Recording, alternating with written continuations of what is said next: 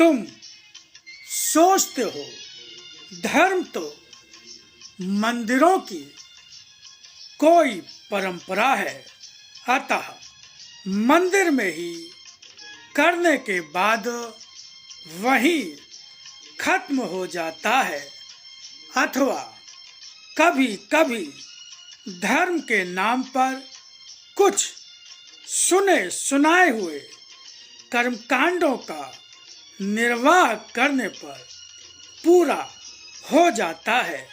मगर शरीर संसार की निधि है, इसलिए संसार में रहने वाले जीवन के लिए जो आवश्यक हो वह करो और वही पाने की चेष्टा करो, अथवा दैहिक संबंध जो तुमसे चाहे वही करो।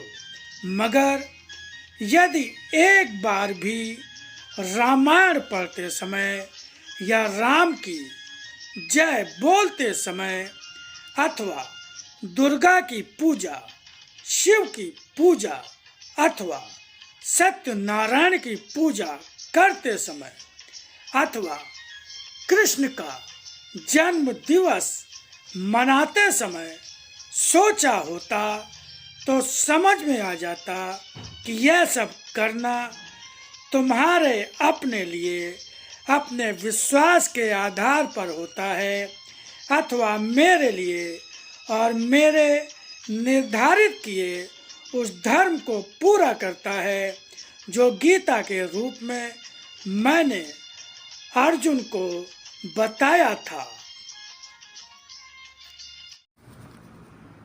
आदरणीय सम्मानित मित्रों, इस वीडियो में जो भी आपने सुना और आगे सुनेंगे वो साक्षात भगवान की ही वाणी है। भगवान ने स्वयं कहा कि आज फिर से लिपि रूप में आकर अपनी वाणी के ज्ञान के रूप में उसी गीता को जो कृष्ण रूप में अर्जुन को सुनाई थी, फिर से सरलतम भाषा में सुनाता जा रहा हूँ। मित्रों, भगवान ने हम सबको आदेश दिया जन जन तक इस वाणी के ज्ञान को पहुँचाने का, प्रचार प्रसार करने का।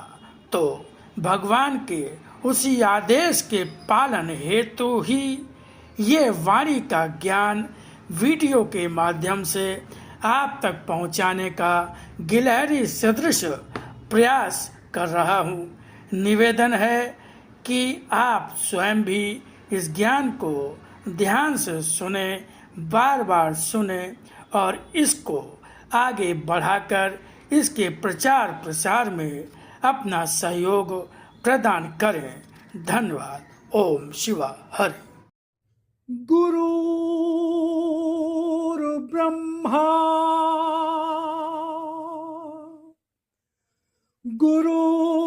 गुरुर्विष्णु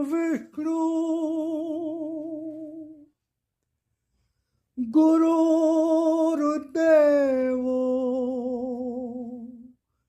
महेश्वरा गुरुर्साक्षात् परब्रह्म तस्मै श्री गुरुवे नमः।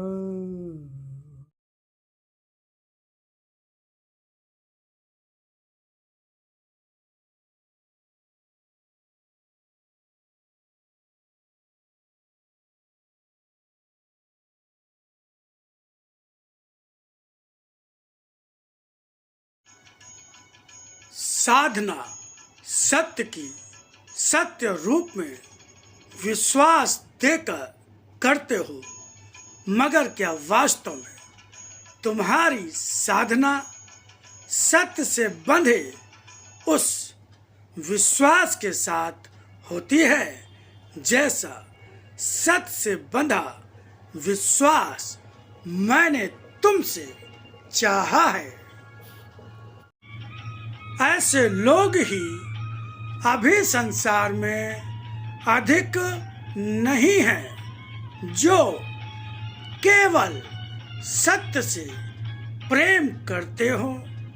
सत्य से प्रेम करने वाला ही सत्य प्राप्त करना चाहता है, और जो सत्य से प्रेम करता है वह सत्य की राह पर चलने वाले पग या व्यतीत होने वाला समय या व्यय होने वाला शरीर का श्रम नहीं गिनता। वह हर पग हर क्षण के साथ मेरे निकट आने वाले समय की प्रतीक्षा करता और आनंद से भर जाता है।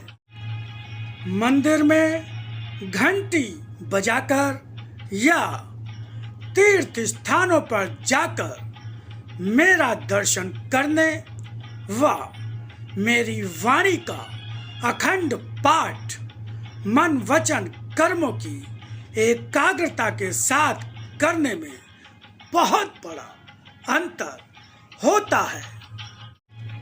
संसार का हर कुछ जितनी शीघ्रता से मिलता है उतनी ही शीघ्रता से छूटता भी है। जन्म लेते हो मगर शरीर की मृत्यु अवश्यंभावी होती है। इस बंधन से कोई शरीर का जन्म मुक्त नहीं होता है।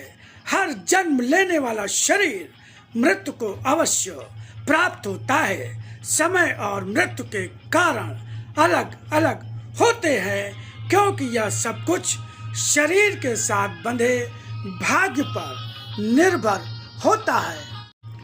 इस शरीर के रहते तुमने मुझे पाया और पहचाना है, यह भी तुम्हारा अपना भाग्य है।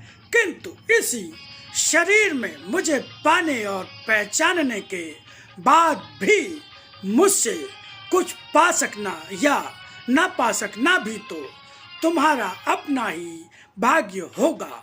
जबकि तुम्हें तुम्हारे भाग्य की कड़ियों की जटिलता से मुक्त करने का विश्वास भी दिया है मैंने, और भाग्य की कड़ियों की जटिलता से मुक्ति पा भी सकते हो, मगर उसके लिए प्रयास तुम्हें अपना करना होगा।